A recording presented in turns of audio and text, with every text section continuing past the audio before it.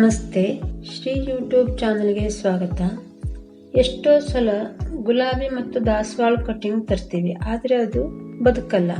ಆಗ ನಾವು ನರ್ಸರಿಯಿಂದ ತರ್ತೀವಿ. ಕೆಲವು ಸಲ ನರ್ಸರಿಯಲ್ಲಿ ನಮಗೆ ಬೇಕಾಗಿರುವಂತ ಗಿಡ ಇರಲ್ಲ, ಕಟಿಂಗ್ಗೆ ಚೆನ್ನಾಗಿರೋಂತ ಕಟಿಂಗ್ ಸಿಗತ್ತೆ.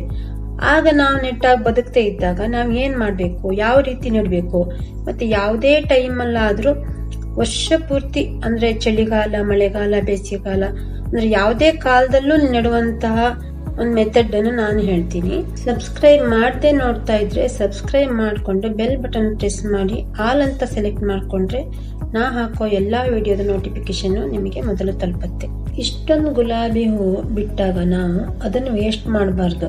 ಅದನ್ನು ಯೂಸ್ ಮಾಡಿಕೊಂಡು ನಾವು ಯಾವ ತರ ತಂಬಳಿ ಮತ್ತು ಸೂಪ್ ಅನ್ನು ಮಾಡಬಹುದು ಅಂತ ನಾನು ನನ್ನ ಹಿಂದಿನ ವಿಡಿಯೋದಲ್ಲಿ ಮಾಡುವ ವಿಧಾನವನ್ನು ತಿಳಿಸಿದ್ದೆ. ಯಾರಾದ್ರೂ ನೋಡಿಲ್ಲ ಅಂದ್ರೆ ಅದನ್ನು ನೋಡಿ.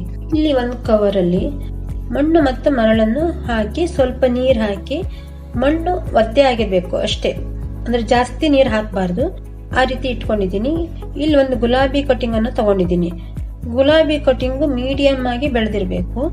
ಅದಕ್ಕೆ ಅಲೋವೆರಾದಿಂದ ನಾನು ಒಂದ್ಸಲ ಡಿಪ್ ಮಾಡ್ತೀನಿ.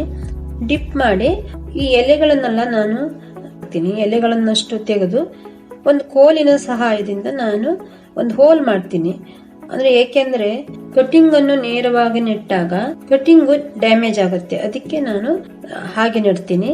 ಈ ರೀತಿಯಾಗಿ ನೆಟ್ಟು ಬುಡವನ್ನು ಪ್ರೆಸ್ ಮಾಡಬೇಕು, ಗಟ್ಟಿಯಾಗಿ ಪ್ರೆಸ್ ಮಾಡಬೇಕು. ಅದು ಶೇಕ್ ಆಗಬಾರ್ದು ಯಾವುದೇ ಕಾರಣಕ್ಕೂ.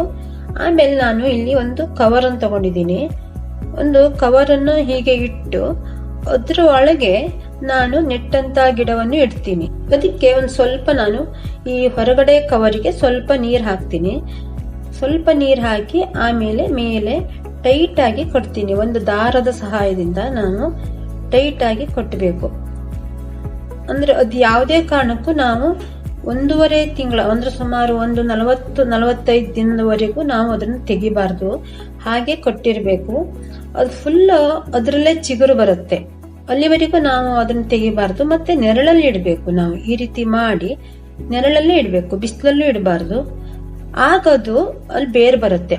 ಬೇರ್ ಬಂದ ತಕ್ಷಣ ನಾವು ಬೇರ್ ಬಂತು ಅಂತ ತೆಗಿಬಾರ್ದು. ಅದು ಚಿಗುರು ಬಂದ ನಂತರ ಒಂದು 45 ದಿನ ನಂತರ ಹೊರಗಡೆ ತೆಗೆದು ನೆರಳಲ್ಲಿ ಇಡಬೇಕು. ನಾವು ಇದೇ ರೀತಿ ಮಾಡಿದ ನಂತರ ಆ ಗಿಡ ಚೆನ್ನಾಗಿ ಗ್ರೋ ಆಗುತ್ತೆ. ಮತ್ತೆ ನಾವು ನೆರಳಲ್ಲೇ ಇಟ್ಟು ಚೆನ್ನಾಗಿ ಮತ್ತೆ ಅದು ಹಸಿರೆಲೆ ಬರುತ್ತೆ. ಹಸಿರೆಲೆಲ್ಲ ಬಂದ ನಂತರ ಚೆನ್ನಾಗಿ ಆಯ್ತು ಅಂತ ಗೊತ್ತಾದ್ಮೇಲೆ ನಾವು ನೆಲಕ್ಕ ಅಥವಾ ಪಾಟಿಗೆ ಹಾಕ್ಬಹುದು. ನಾನು ದಾಸವಾಳ ಕಟಿಂಗ್ ಅನ್ನು ಅದೇ ರೀತಿಯಾಗಿ ನಾನು ನೆಡ್ತೀನಿ. ಹೀಗೆ ನೀರ್ ಹಾಕೊಂಡಿದ್ದೀನಿ. ನೀರ್ ಹಾಕಿ ಸೇಮ್ ಪ್ರೊಸೀಜರ್, ಸೇಮ್ ಅದೇ ತರ ನಾನು ದಾಸವಾಳ ಕಟಿಂಗ್ ಅನ್ನು ಅದೇ ತರ ನೆಡ್ತೀನಿ. ತುಂಬಾ ಚೆನ್ನಾಗಿ ಗ್ರೋ ಆಗುತ್ತೆ ಇದು. ಇದರಲ್ಲಿ ನಾನು 2 ಗಿಡವನ್ನು ನೆಡ್ತೀನಿ, 2 ಕಟಿಂಗ್ ಅನ್ನು ನೆಡ್ತೀನಿ. ಒಂದ್ ಕಟಿಂಗ್ ಒಮ್ಮೆ ಸತ್ತೋದ್ರು ಮತ್ತೊಂದು ಕಟಿಂಗ್ ಬದುಕಿರುತ್ತೆ ಅಂತ ಹೇಳಿ ನಾನು 2 ಕಟಿಂಗ್ ನೆಡ್ತೀನಿ. ಅದೇ ರೀತಿ ನಾನು ಅಲೋವೆರಾದಲ್ಲಿ ಡಿಪ್ ಮಾಡಿ ಹೀಗೆ ಮಣ್ಣನ್ನು ಪ್ರೆಸ್ ಮಾಡ್ತೀನಿ. ನಮ್ಮ ಮನೆಯಲ್ಲಿ ನಾವು ಒಂದ್ಸಲ ತಂದ್ಮೇಲೆ ಮತ್ತೆ ಗಿಡ ಸತ್ತೋಗತ್ತೆ ಅಂತ ಕಂಡಾಗ ನಾವ್ ಇದೇ ರೀತಿ ಗ್ರೋ ಮಾಡ್ತಾ ಇದ್ದಾಗ ಯಾವಾಗ್ಲೂ ನಾವು ತಂದಂತ ಗಿಡ ಯಾವಾಗ್ಲೂ ನಮ್ಮ ಮನೇಲಿ ಇರುತ್ತೆ. ನಾನೀಗ ಒಂದು ಕವರ್ ಅನ್ನ ಉಲ್ಟಾ ಈ ರೀತಿಯಾಗಿ ಟೊಪ್ಪಿ ಕಸಿ ಟೈಪ್ ಈ ತರ ನಾನು ಕಟ್ತೀನಿ. ಅಂದ್ರೆ ನೀವು ಯಾವ ತರನಾದ್ರೂ ಮಾಡಿ ಹೀಗೆ ಒಂದ್ ಸ್ವಲ್ಪನೇ ಏರ್ ಹೋಗ್ಬಾರ್ದು, ಟೈಟ್ ಆಗಿ ಕಟ್ಟಬೇಕಾಗತ್ತೆ. ಮತ್ತೆ ಕವರು ಹೋಲ್ ಇರಬಾರ್ದು.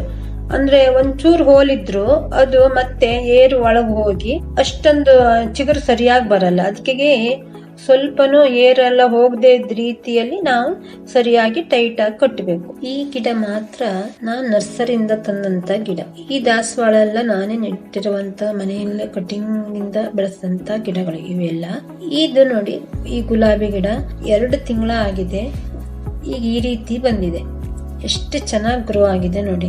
ಅದೇ ರೀತಿ ಅದೇ ಗಿಡನೇ ನಾನು ಆ ಗಿಡ ಸರಿಯಾದ ಆದ್ಮೇಲೆ ನಾನು ಆ ವಿಡಿಯೋವನ್ನು ತೋರಿಸ್ತಾ ಇದ್ದೀನಿ. ಆ ಗಿಡನ, ಈ ದಾಸವಾಳ ಇದು ಪಾಲಿನೇಷನ್ ಇಂದ ಮಾಡಿದಂತ ಗಿಡ ಇದು. ಅದೇ ರೀತಿಯಾಗಿ ಪ್ರತಿ ಒಂದು ಸಾಧಾರಣವಾಗಿ ನಮ್ಮ ಮನೆಯಲ್ಲಿ ಇರುವಂತ ಎಲ್ಲಾ ಗುಲಾಬಿ ಗಿಡಗಳು ನಾನು ಮನೆಯಲ್ಲೇ ಕಟಿಂಗ್ ಇಂದ ಗ್ರೋ ಮಾಡಿದಂತ ಗಿಡಗಳು. ದಾಸವಾಳ ಮಾತ್ರ ಕೆಲವೊಂದು ಮಾತ್ರ ನಾನು ನರ್ಸರಿಯಿಂದ ತಂದಿದ್ದು. ಆದ್ರೆ ಹೆಚ್ಚಿನ ದಾಸವಾಳಗಳು ಎಲ್ಲ ಕಟಿಂಗ್ ಇಂದನೇ ಗ್ರೋ ಮಾಡಿದೀನಿ. ತುಂಬಾ ಚೆನ್ನಾಗಾಗತ್ತೆ. ಈ ವಿಡಿಯೋ ಇಷ್ಟ ಆದ್ರೆ ಲೈಕ್ ಮಾಡಿ, ಶೇರ್ ಮಾಡಿ. Thank you for watching.